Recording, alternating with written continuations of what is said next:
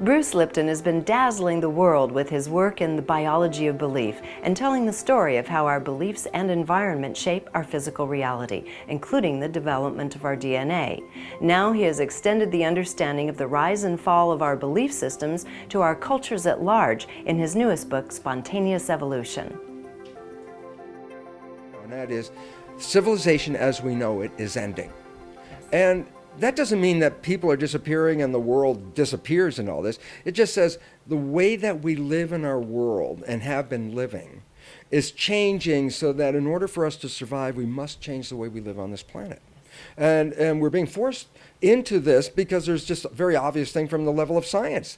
Science has recognized that on this planet in our history, there have been 5 times where biological life essentially got wiped out and then started all over again. These are called mass extinctions. So there were 5 previous mass extinctions in our history. And what's interesting, all of them have been attributed to extraterrestrial forces such as a comet or asteroid hitting the planet, destroying the environment, causing upheaval, loss of life, and then a resurgence of all new life forms. Okay, so we've now established that 5 times this has already occurred. Here's the freaky part. Science now recognizes we're deep into the 6th mass extinction. Now, science doesn't say we're flirting with mass extinction.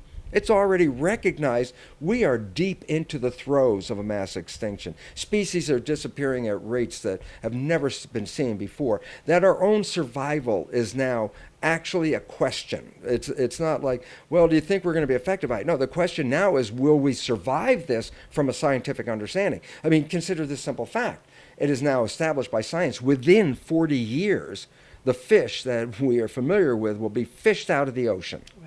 It's like, okay, that's almost unimaginable to believe that. Yeah, but nature is a chain structure, a web structure. And you start knocking out the pieces of the web underneath, then the entire web starts to crash.